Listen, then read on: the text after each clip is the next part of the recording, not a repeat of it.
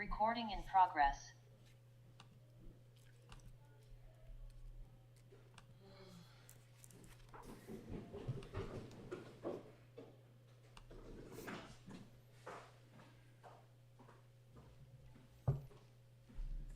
Rabbi.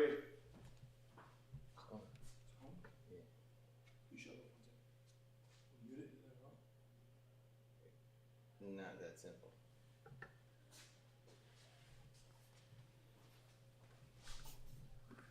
Let's start Rabbi for 3 seconds. Is it possible I could catch Rabbi for 3 minutes after the Chumash Shiur? Because I want to go upstate. I need to get him an answer. It's not going to work? I should just come back Monday, Shabbos, Sunday. I'm going to give you an answer in 3 minutes when it's your life on the line. Okay, fine. So after lunch? Okay. Making Rabbi crazy.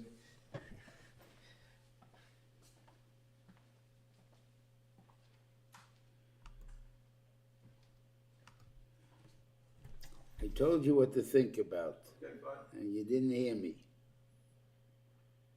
How come you're still asking me? Rabbi's right. That's the important thing. So either you answered the question, it's not so bad, or I'm a nut. You have a choice. Fine, I understand. That's what I'm saying. So tracht wegen das, sei stark, and that nikude.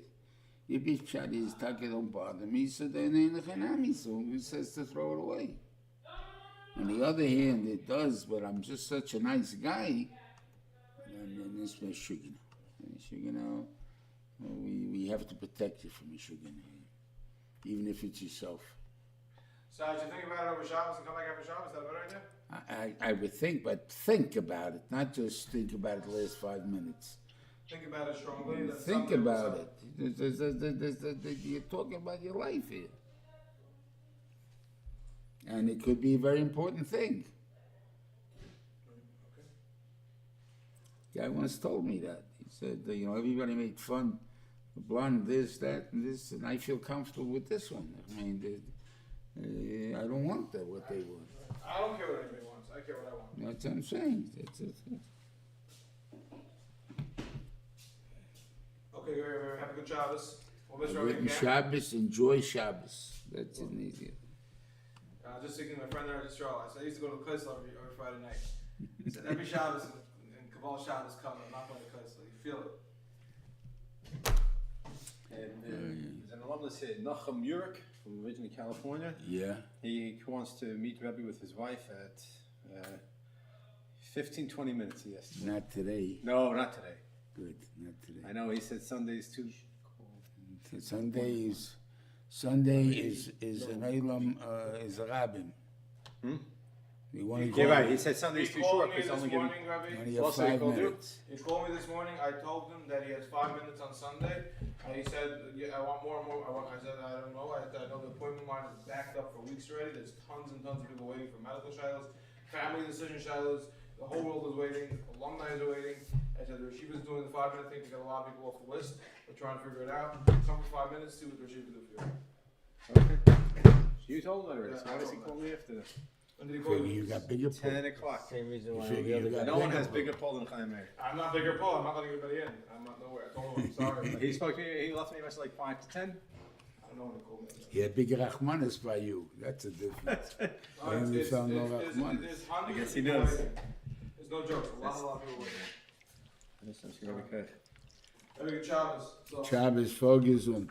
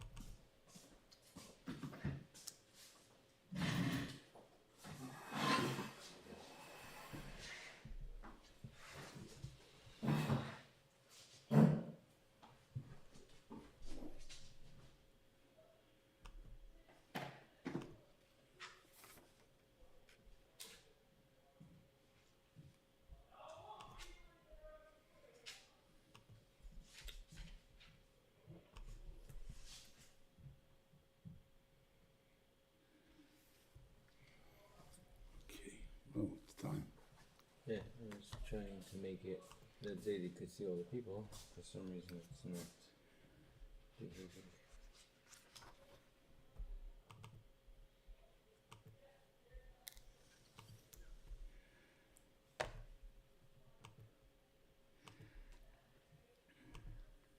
There we go. Screen. They could see everybody again. Okay. Should be good.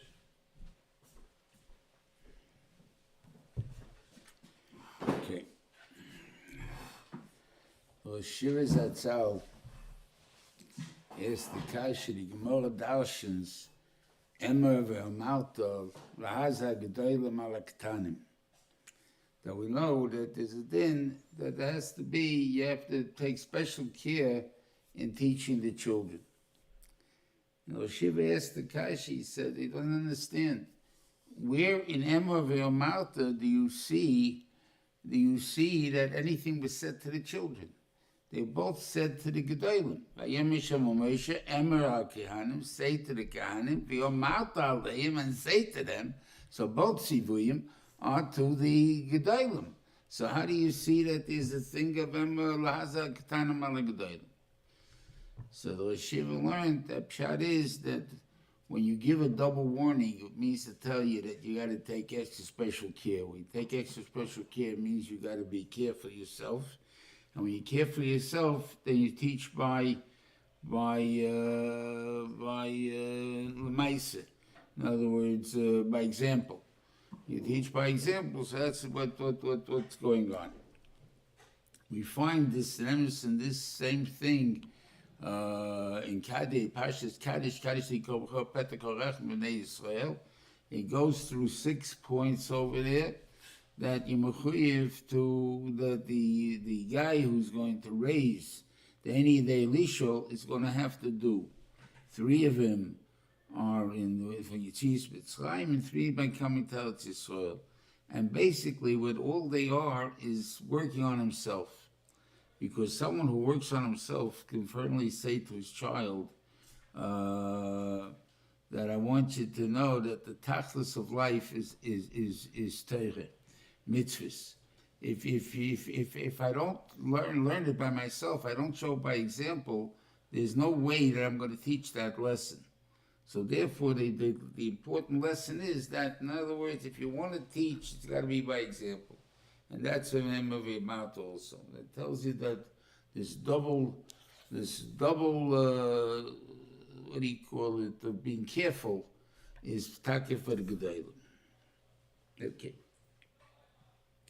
Now it says an interesting thing, I don't know Klo to understand it, but you see that the Indian of that Kimashela Korevela of Limi, the 7 Kroivim that he's able to be metamet to, right? One of them is Achoise Hapsula. And Achoise Hapsula doesn't make a difference between if she was married to a Kohen or married to Yisrael. It's not a din that a Yisrael passel to up, and therefore Memele she doesn't have Kedusha Kahuna anymore, complete. So therefore, that's why she's able to do it. That's not true. Once she's not a psul anymore, then she's chayiv then she's not the problem of the brother anymore. So whose problem is she? So obviously becoming the problem of the father again. What will be the problem in Farana Mais with Rabbeinu Tam?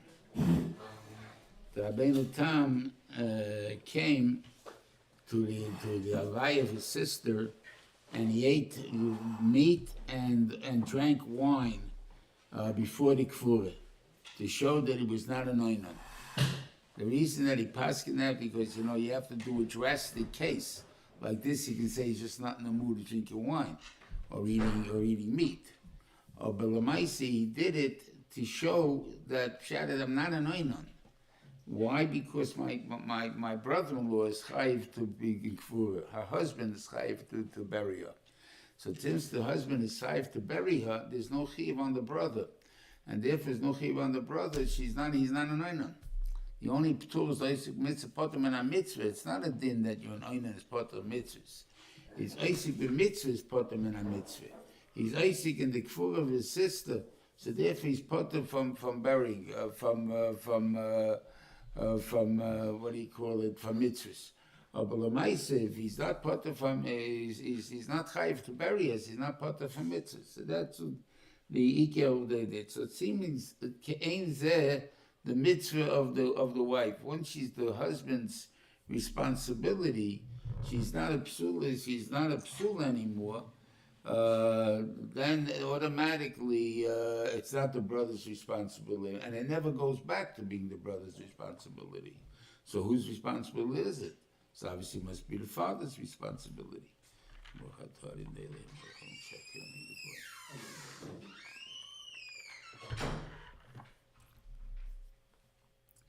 To understand that, I don't understand the claw, why it should be that way. But Lamaisa, it seems to be that's the taina. Okay.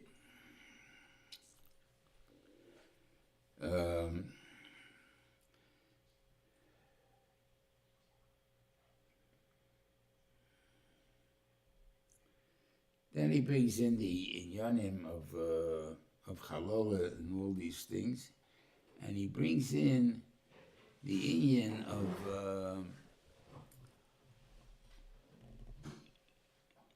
Cholom and Chai V'Yeser. And this is really what he's like. That's by Kohen Gadol. And I don't remember the whole stick Teira over there, but to prove noch Rabbi Akiva that the only Cholol is only from Chai V'Yeser. Because otherwise it comes from he made mamzerim from Ochai V'Lavan, so therefore there was what do you call it? Thing there, so the only chalol is from Chai V'Yeser. But what is he trying to teach us in that whole ma'aseh? הכהן הגדול ביחד אשר יצחק הראש השם עם אישו. It says what? כי אישה בפסולהו ייקח. Now you got to understand the Kohen Gadol, under normal circumstances, obviously, would become a Kohen Gadol somewhere later in life, when he becomes the biggest Kohen Gadol, when he becomes the biggest Kohen.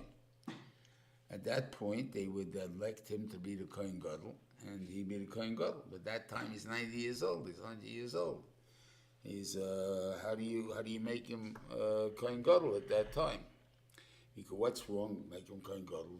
He's 90 years old, so it's a big deal.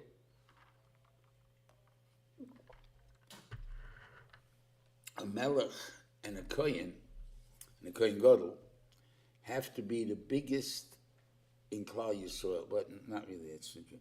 The melech has to be the biggest in Klal Yisrael. In other words, he has to be bigger in 5 things in Klal Yisrael. He has to be the strongest, the smartest, the tallest, the wisest, the smartest we said already, the richest.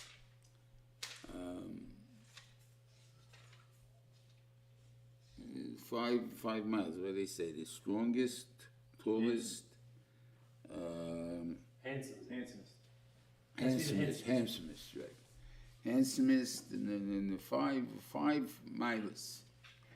Usually, those things exist by younger people, not necessarily by older people. The body starts to dry out. The body starts to lose the beauty of the youth. It has nothing there. Yet they said mechiv. So by melech, it's begun of all Klal Yisrael. The king, Kohen Gadol, has to be of only the Kohanim. And it only has to be a 4, because the 5th one, the richest, Echav HaKohanim chip in to make him the richest. That he doesn't have to make any nisim for him. But under normal circumstances, they're going to be nisim. He's going to be, and why? Because it's a contradiction. There's 3 averos that are involved in that. And one of them is you're not allowed to marry an old man to a young girl. And if that's that's an isel, how could the Kohen Gadol have the chiyuv bedafke to marry a young girl? Doesn't make any sense. Elavos. Obviously, what the Torah is teaching you is that the Mensha makes a ness here, that the Kohen Gadol will become a young man, and by becoming a young man, not in age, obviously he'll be 100 years old, but he'll be the strongest, the handsomest, the tallest. He'll be an old man, but he will have all the virtues of youth. And mainly because he has all the milas of youth, he will have been, what's the avlet of marrying off an old man to a young girl, or vice versa, an old lady to a young boy, is the fact that the taivas are not the same. And therefore they'll come to znus, chas v'chalila. So therefore the Ben Shalom makes it to keep it that they should be balanced. So don't do it. To keep the balance, the taivas should be the same. But since the Kohen Gadol is going to be the strongest and what he calls, so then he's going to have the type of a young man, even though he may only have 5 years left to live. But Lamaisa, that'll be just a young Galmana. But Lamaisa, as far as the having a husband that's able to live up to the type, that she will have. And therefore, there's nothing wrong with having such a husband. That's what happens when the Rebbeinu Shalom made this thing, that when you made a Kohen Gadol, that it became mamish a young man. That's the point that the Torah is trying to bring out. And because he's a young man, then you can't marry him off to an old lady. You have to marry him off to a young man, to a young woman. Now, in Emerson, the Gemara goes out on Yom Kippur. You're mechuyev to marry off a Kohen. We have to get a second wife to the Kohen Gadol, because what happens if his wife would die in Yom Kippur and he won't have a wife, and he has to keep about Devad Beisai. So therefore, there has to be a secondary wife. Going to have, I think it's Rameya. So he has to have a secondary wife.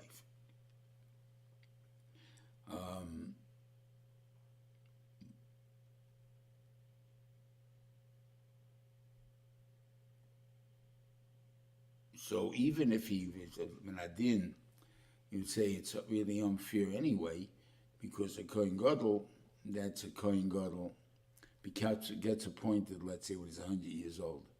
He's married to a wife for the last 80 years, to his wife, and he doesn't have to divorce her. Once he becomes Kohen Gadol with her, then she can remain his wife for the rest of their lives. Doesn't have to only marry a young girl. In other words, because that's not that was she was married to him before. It's not that he should marry him now. So therefore, enochanami. But l'maisa, if you're talking about there's a second wife, that wife will have to be a young woman. That taka will be taka like that, maybe kipshute. And if it's not a young woman, so then the pshat is that since we don't need it anymore, he has it. But it's unfair. He will have the Yetzirahs of a young man, and she will be an old lady. And the Chayre, it also is not healthy. So why is it doesn't have to? So maybe he'd have to marry a Kohen Gadol, automatically would have to marry a second wife, maybe according to that Mandiyoma. Not because the Bechiba Bad Devad Beis said he's mechuyev to have a wife on Yom Kippur, but because he's mechuyev to have a young wife. So therefore he's mechuyev to have a secondary wife. Could be, I don't know, something to think about. Yeah.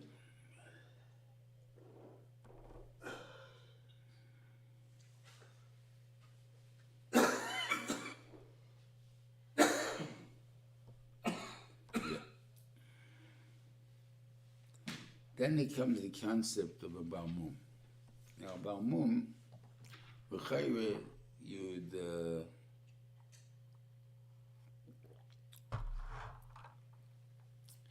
go through bigotry, that we're bigotry against Balimum.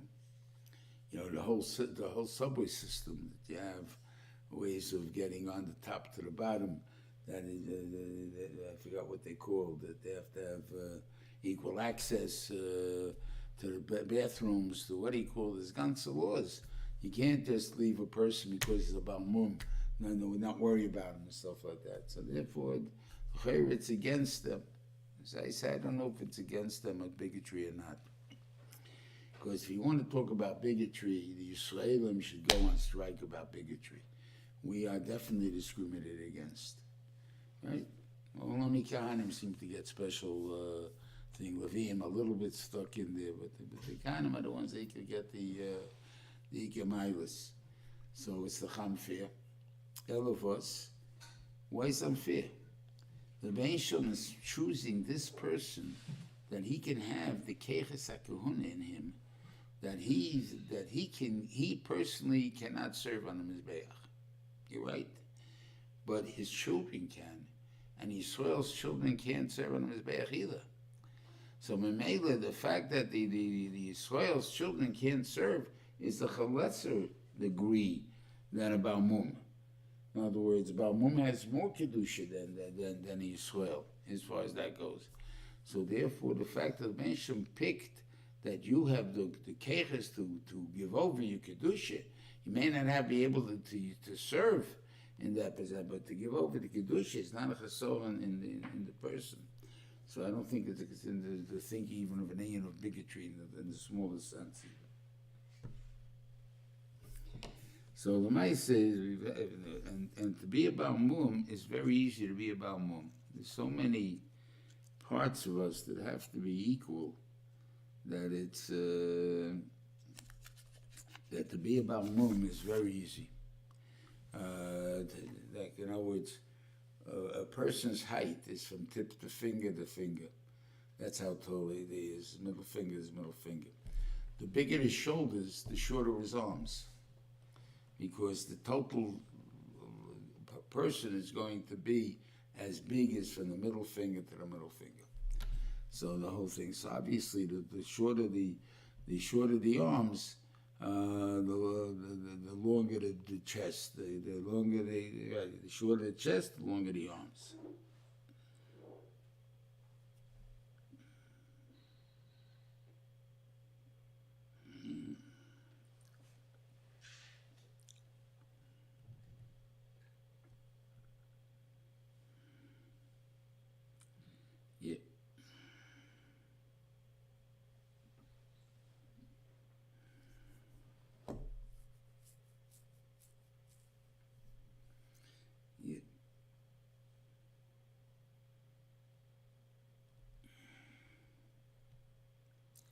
You have an Indian of Kedusha, there's only two schefers in the Torah. The two schefers both have to do with Arayis. One has to do with Isha Emor. And the second one is Basish Kohen. That these two things, and she has Milas, she has Chumash and Kulas. In other words, by her, all Eishes Ishin are B'schrefer. As opposed to by Yisrael, they are an Anayra Morose is Skila. And what do you call it? And the Eishes Ish is Chanek. By them, that's what he called. But the Ikir is that a woman, there's an Indian of Kedusha that you mevaze the father. There's an Indian of, it's really not the father that you mevaze. You mevaze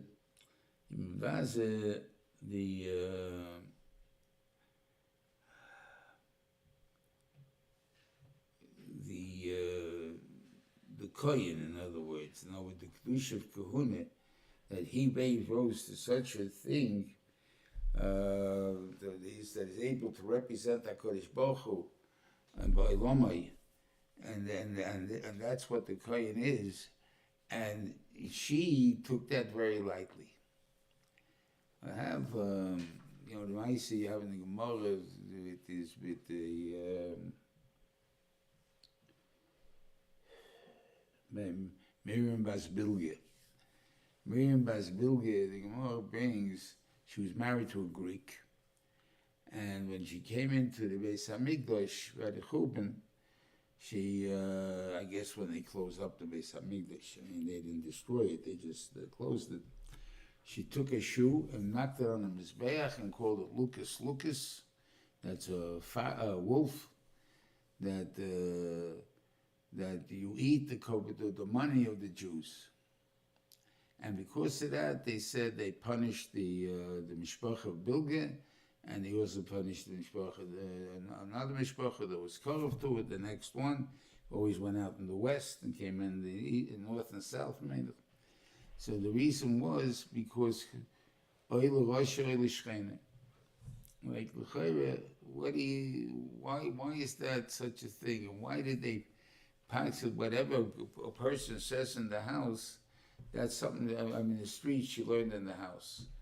Why would we blame this on Bilga? On Bilga? I mean, she's married to a Greek. She had such chutzpah to be married to a Greek, to a Avodah, so that the thing there. So therefore, what's that proof? That it came from the house. It came from her. She was a shiksa. So one of time is the difference. If she would have come along and she would have said, you know, you false god, you're eating up the money of the Jews, or something like that. Even that, I don't know if that would have been a time, because she defended the Jew. If she did it because she's married to a Greek, then she would be saying that I was lucky, I got away with it, I escaped, I married a Greek. I married an Avodah. You guys are all stuck being married to those Jews and those things there in the old religion, and it's all false. Then she wouldn't have defended the Jews. But she was defending the Jews to the Mizbeach. She's saying, Mizbeach, you're eating up the korbanos, the money of your people, of the Yidden they're eating up. Now when she's defending the Yid, now you shouldn't do that. You shouldn't give the korbanos, and so on. So therefore, it's a raya that she heard a defense of Jews, not bizoyin of Jews, and therefore she must have heard it in the father's house. In other words, what is he complaining about? He's complaining about that we have to bring korbanos. Not that pshat is that we should be Greeks. Okay.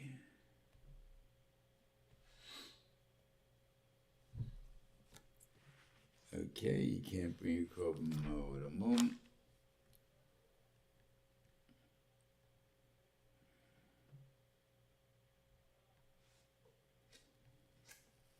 Yeah.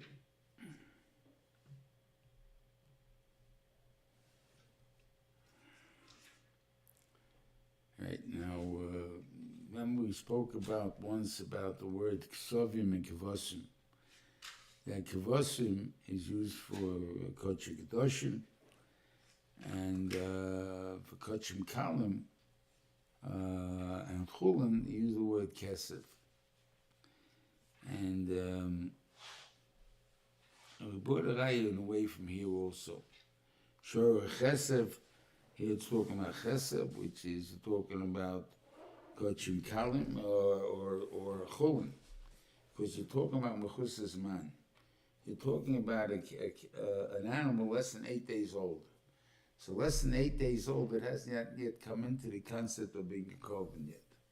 So once it's not a korban yet, then automatically the chesaron is because it's chulin. It can't come to madrega being a korban. So therefore, it's always a kesef. Right? If it was let's say, chulin that I'm going to make into kodshim, then Geshaylu, I go after the name of kodshim. I go after the when it's past kodshim already, or when it didn't get to kodshim yet, then I can hear shayla. But the point where it's chusas man, in other words, it definitely is not the kodshim and not the way to be kodshim. So then echanami, so then it's kesef without any shayla. And this has to do with the same thing with Mila, that it's not that's not considered chusas man.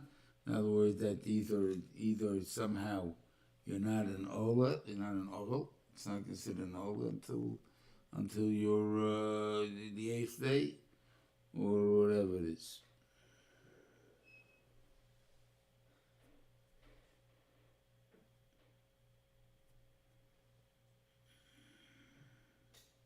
Yeah.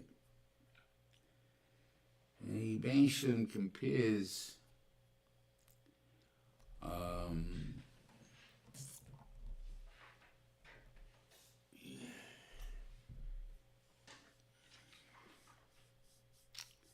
So like this, Vaydaba Hashem Moshe Leim Adaba Bnei Yisrael Marta Aleihem Moyadei Hashem Shetikro Yisam Mikroi Kodesh Elei Moyadoi Sheishis Yom Tasim Malacha. Now we're talking about Shabbos. Okay? So the Kasha is what does Shabbos got to do with Yontif?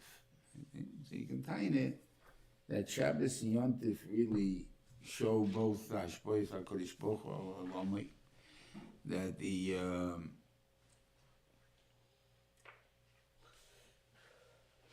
that until that the Beisham, okay,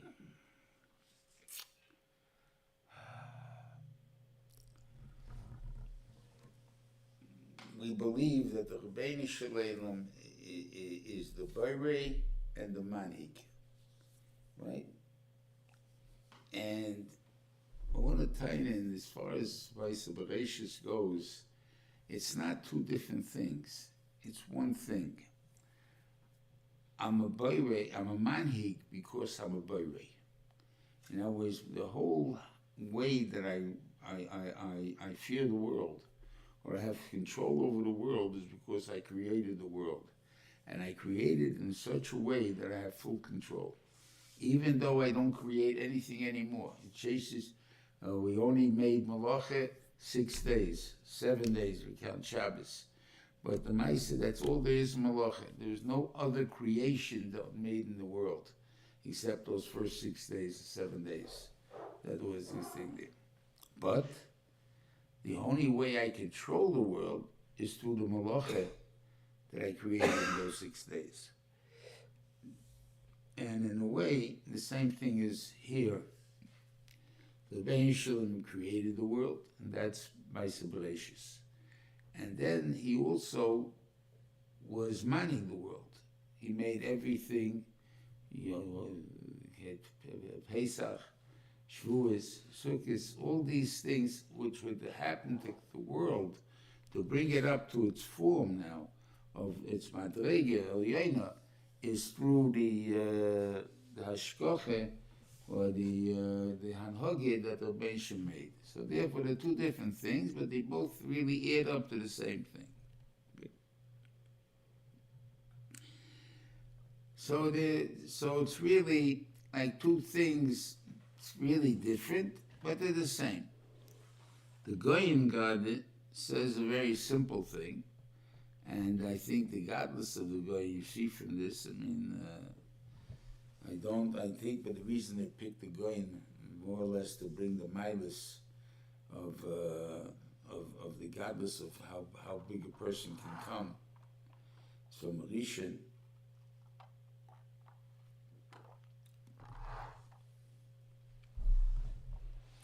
is because we see the way they thought. Chazal, I don't know if we can see the way they thought. Just that they knew everything, they're aware of everything. How did we get to understand that? I don't know. But by the Goyen, you see it more so than all the other Rishonim. The other Rishonim, I guess, was considered normal in their time. That a person born in this time had certain kishrenis that he had the ability to have. And because of that, he became who he became. The Goyen was born more our time. Our time is several hundred years ago already. But it's several hundred years ago. And in those 700 years ago, we are not producing Chazal anymore. We're only producing the maximum with this type of brains, what do you call it? And yet we should be able to understand the difference between a Rishon and a regular person and not be able to grasp the godless of Chazal. And I guess, and to appreciate that, I guess that who Rishon is. So the Goyen learned Shat Sheishis Yom Tas Malachtacha. So he says there are 6 days that you're allowed to do work on Yontif. That means Vaychalechel Nefesh. You have 2 days of Pesach, 2 days of Sukkot, Rosh Hashanah, and Shavuos. That's 6. And Yom Kippur is what he called it Shabbos Shabbosim. So the 7th day is Shabbos Shabbosim. So really you're only talking about Yontif, you're not talking about what he called Shabbos at all. You're only talking about Yontif. But for became, it's talking about Yontif, so we can understand. So the Gadlus received the Goyen is somehow that he was able to think of these things at the same time. In other words, he wasn't learning anything about Shabbos and Yontif here. It wasn't that he sat down and how can I answer this Kashi, Shabbos and Yontif and stuff like that. It was Pashatim. This is the way he saw different things that came out to understand Shabbos, Yontif, and stuff like that. That I can see gematrias, I can see Rosh Tevis, I can see things like that, and all that's in all considered in one look. You call it a tfisa. I don't know what language we would call this, but I guess to a certain extent it is tfisa, that I grasp different lessons that are shaykh from the lesson that we're talking about, the size of the Benish, the world, or whatever it is. Okay, and this is what he talked about. Okay.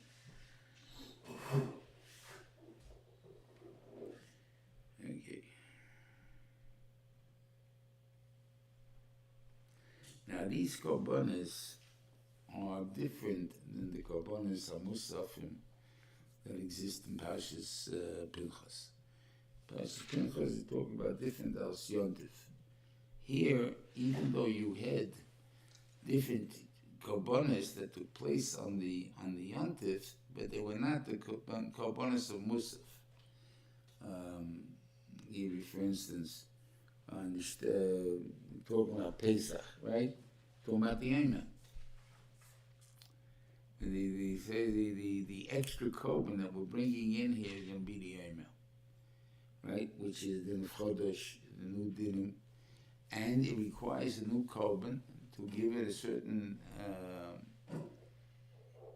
history or isurim that exists with food. Same thing with a fly to Shavuos, Shtei Alechem, which is a chametzik type of food, but it's a type of kach of chodesh that was also for gobanos.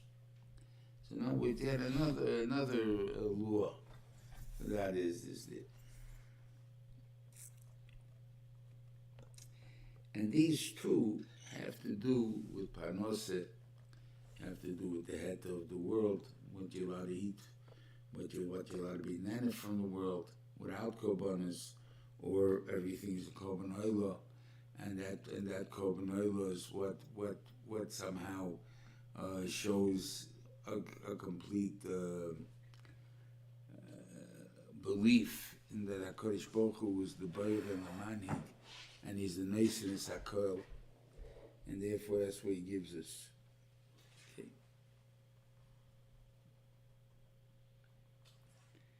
Okay.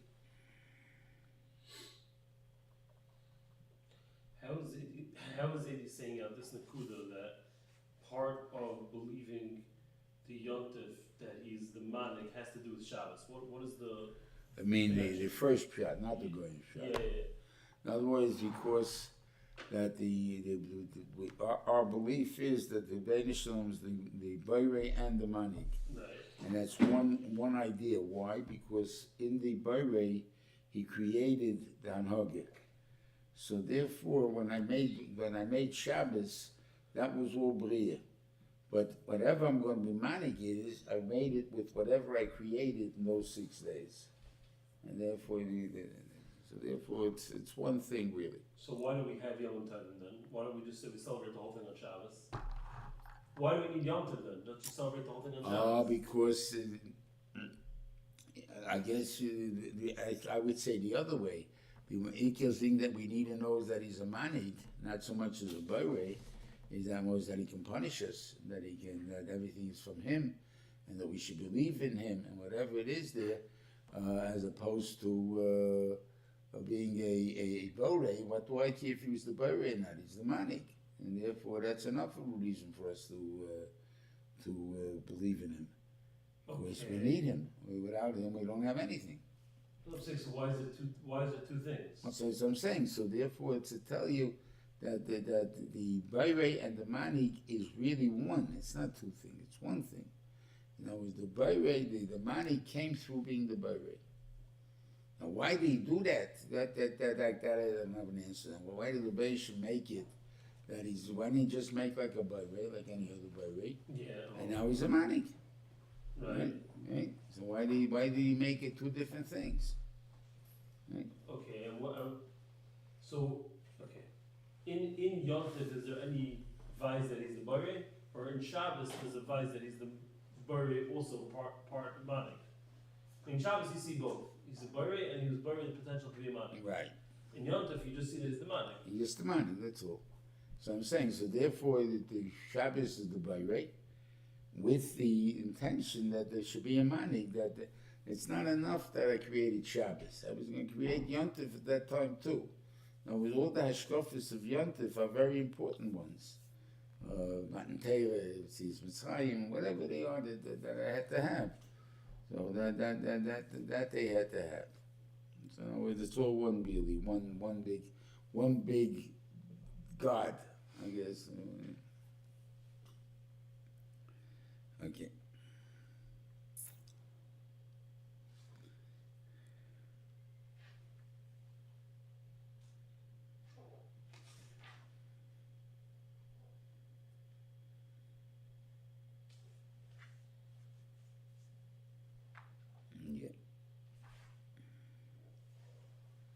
So it goes in to tell you an interesting thing here. Rashi brings down that when it comes to Shavuos, that's where it puts in the union of Bikutzcha, Sirartzachem, Leisachal, Pasotcha, Bikutzchecha, V'leketzircha, Leislakilon, Legetaz, Veisvaneshim, Lekechem, which is Matnas Aniyim B'Seich Korbanos Achag. So when he puts him in the thing there, and Rashi brings a quote from the Seforim that the Seforim doesn't say. He brings a quote and say, if someone is from here, if somebody shades up, Bikurim, not Bikurim, it says Matnas Aniyim Kitikunom, is Kilu Bona Beis Hamikdash, Umaktiv Korbanos Bizman, when that one. In the actual Sifra it says, if anyone that gives the Matnas Aniyim, it doesn't say the right way, just it gives Matnas Aniyim, is Kilu Beis Hamikdash Kayim, Beis Hamikdash is standing, and he's Maktiv Korbanos in it, and he's Maktiv Korbanos in it. So it doesn't put down this point of, whatever you want, and there's Pshat. So what's Pshat in the two of them? Pshat is like this: if Yitaka did it the right way, then Rashi's right. In other words, where does he get the quote from? Or he holds it as a Poshet that I don't know. In other words, what do I mean the right way, not the right way? We learn out. Imam Bamatzia says. You learn.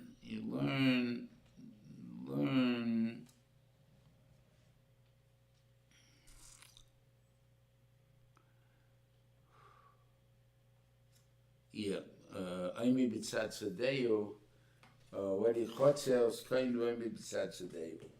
Imam Bamatzia, that says over there that what? The guy is doing shikha, right? And if he's only beside today, and the workers forgot the Aimel, and he didn't forget the Aimel, so therefore, if he's standing by the side of his field, so then the din is that he's kohen it. If he's not standing beside his field, then it's bleibt the din of shikha. So I asked the question, I don't understand. The fact that he's only beside today means it never was shikha. So therefore, why does it belong to him? Because it grew in his field. It has nothing to do with the fact that there was shikha in his kainet. And then that was shikha. It was in the thing there. So you see that we learn from really that pshat is the field is not mine at all. In other words, the only right I have in the field is not that something grew in my field. It's not my field. God gave me the first rights of taking the food from this field to the balabas, who was called the owner of the field. And therefore, that's why it belongs to him. But if he would not take it then, it's not his. It bleibt hefker, bleibt the oddies. So that's that's what the Torah is trying to teach you there, which is a big chiddush here. And same thing really goes a step weiter. That Yamachleges are puppet, and I forgot already who else. In the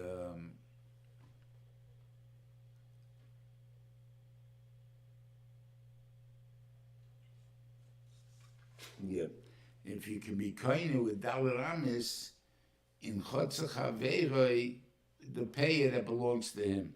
Now it's two aniyim that are going through payer, and they're collecting payer. Can someone have a din? Does one only have a din of Dalaramis in the Sodach Haveroi or not? So what shaykh is on his field? Why is that shaykh isn't it? It's never my field. It's not. I think that was my field. It's my field because God gave me the right to take from it. Since the ancient gave me the right to take from it, so now I'm allowed to take from it. So therefore, if it's mine, I'm allowed to use Dalaramis too. It's not Rosh Hashanah because not except Aniyim can't take the Kaine. So therefore, it's not Rosh Hashanah. On the other hand, it's what do you call it? It's not. It's like it's not Rosh Hashanah either. Okay. So that's what I would think. So therefore, if you learn the right way of how to learn, what do you call it?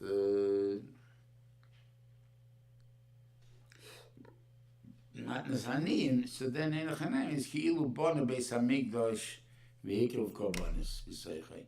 But if you're not, then it's only used if the Beis Hamikdash is standing, and very cool. Okay.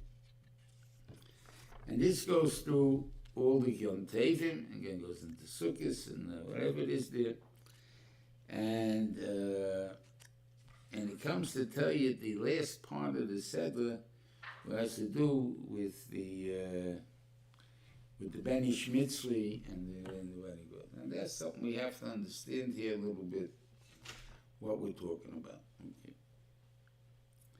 So, first of all, it says over here there was an argument between Beni Shmitzli, who is Dawson's wife, according to the Medrash. That's Shlemis Bas Divri, from Shevet Don.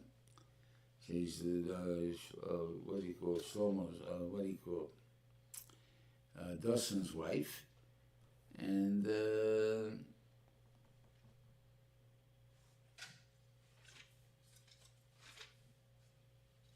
yeah.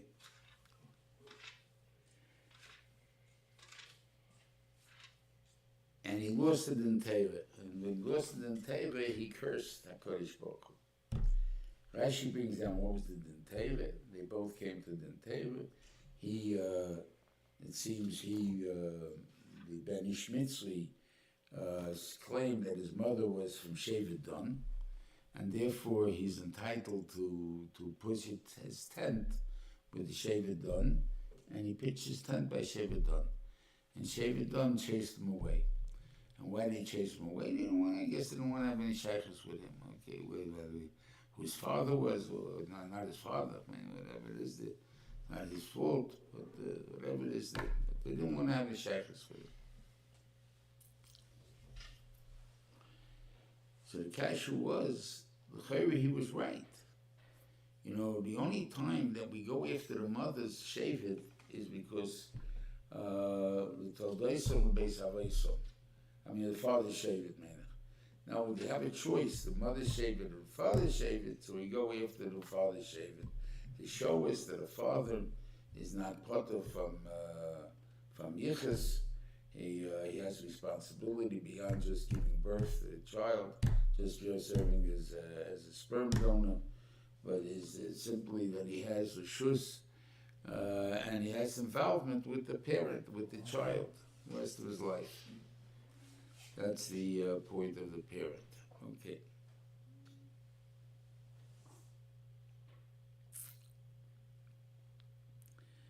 So l'chera, why was he right? So I'm saying because in Emerson, she was Dawson's wife. She was not married. She was not married to someone from Dun.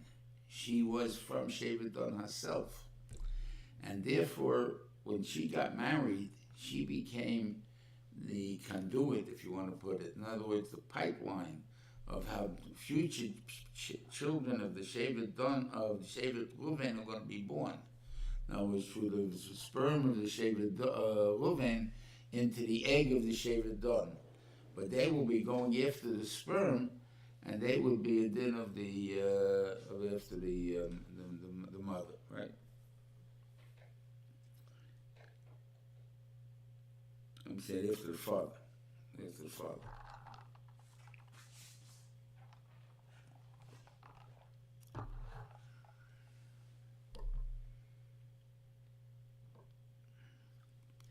So since her children were not from Shevet Reuven, they weren't Dustin's children, it was Mitzvah's children, so therefore the kid will not be Shevet Reuven.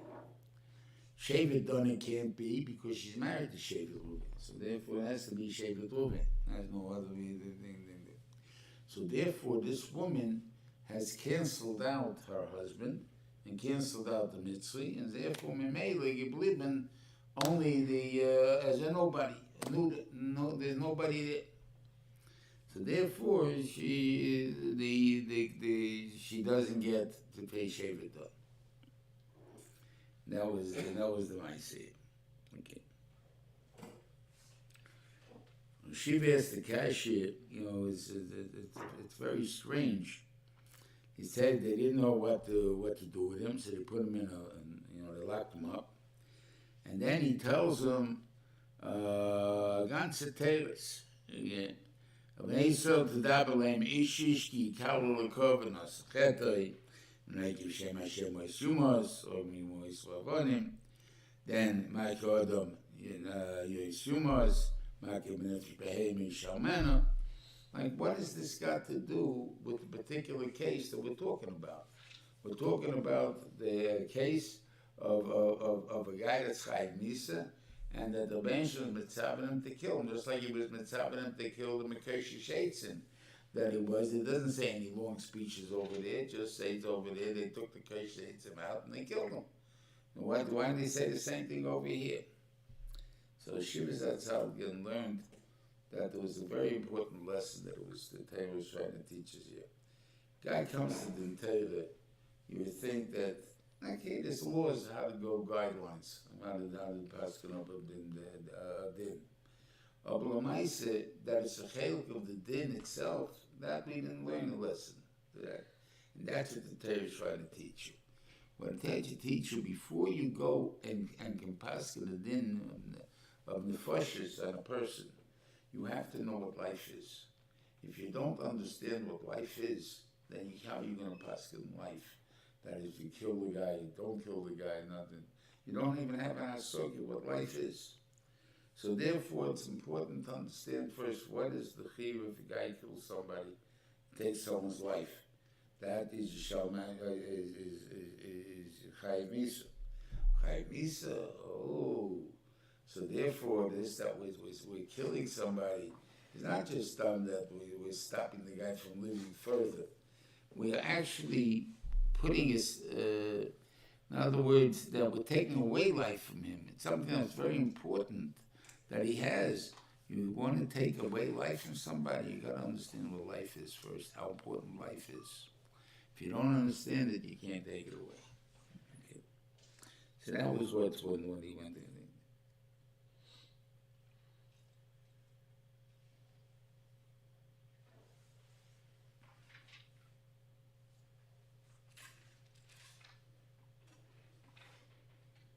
Yeah. So therefore, that was the importance of what he called. Okay. It's also important to know that the Rebbeinu Shalom first gave the mitzvah Shem Zayzoch over here.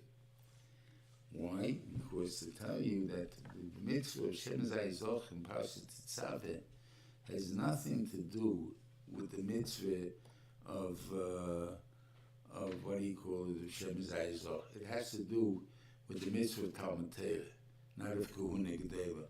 The Kahuna Gedela was given to Aharon after the Hadlokas Haneros was given to him. He was given the job of Hadlokas Haneros before he became Kohen Gadol. That's what it says in Parshas Tzaveh over there. They want you to tell Aharon that he's going to light the menorah. That's the first thing you can learn from him. Second thing you can learn from him is that that he's going to be a Kohen Gadol too. But the first thing is that he's going to light the menorah, because one had nothing to do with the other, and that's what you learn over here. Now, the Haftarah talks about the children of Tzaddik HaKohen, and Tzaddik HaKohen was first alive in David HaMelech's time, and there was two Kohanim Gedolim. He had the Kohanim of Yosa, which was from Beis Eli, and he was the last Kohen Gadol of the family of Yisoma. And then they had the Parsha of Elazar. And some people seem to say that Elazar is coming back to claim his true, that he was a true Kohen Gadol. If that was true, so why did Yisoma ever become the Kohen Gadol?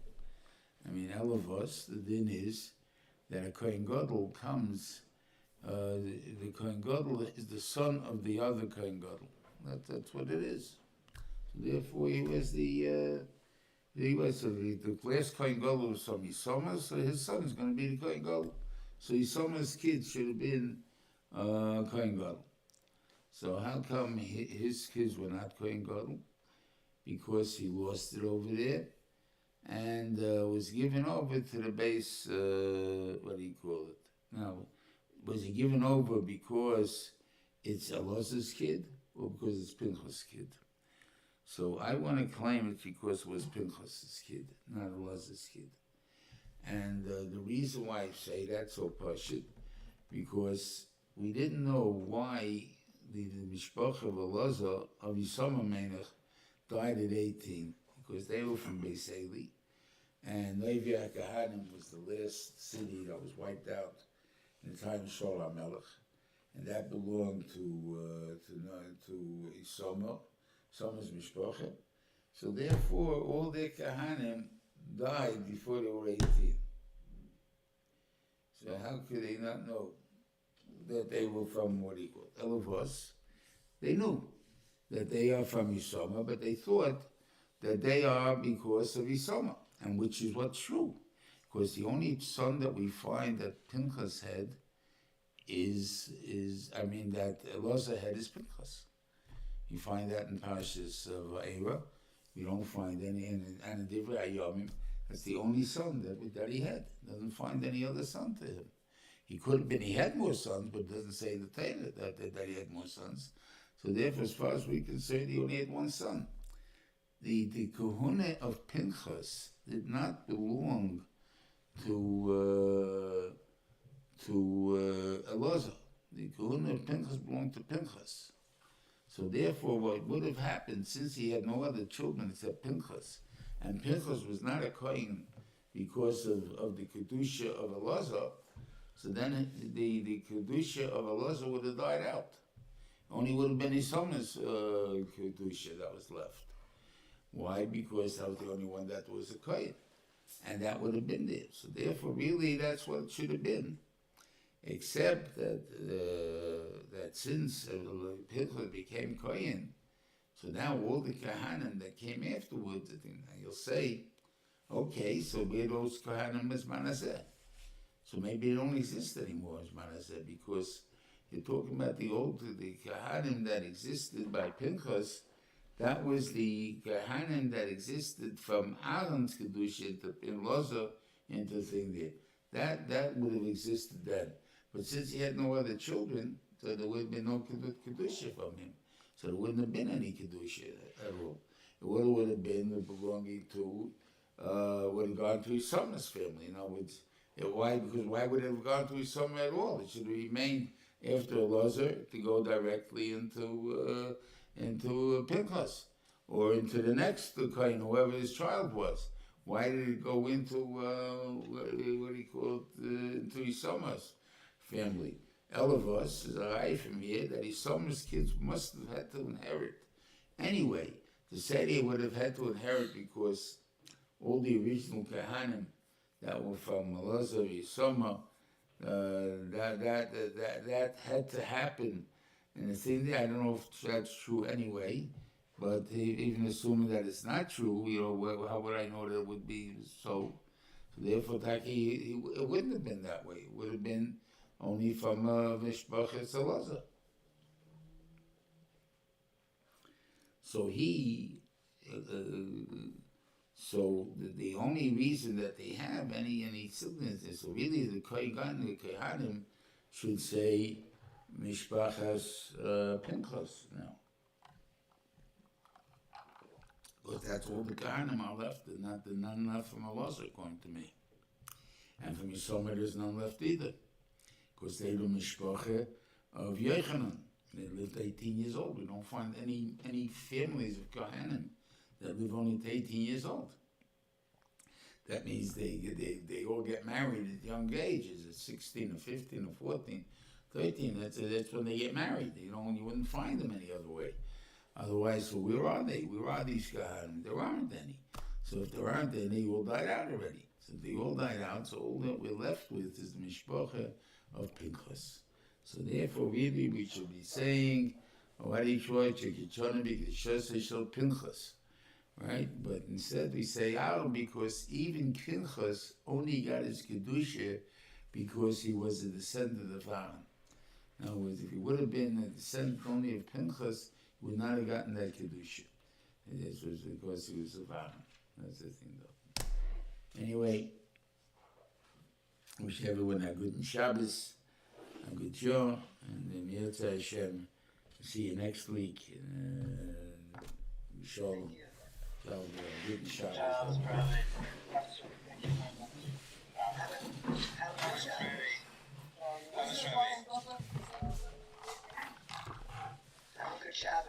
Shabbos. Someone just asked a question about the descendants of Eli. Who? I didn't hear the question. Who? Who ends up buying Glover's descendants of Eli? What? I'm sorry, who?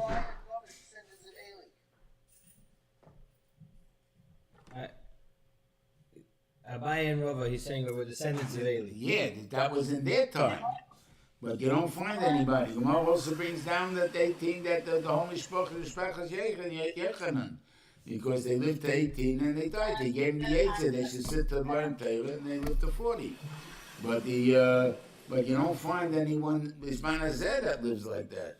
Everyone should be died, any 18-year-old Bachim would die out. There's no one doing it. Yeah. So we don't know many such people. I was ready. I couldn't Shabbos. Yeah.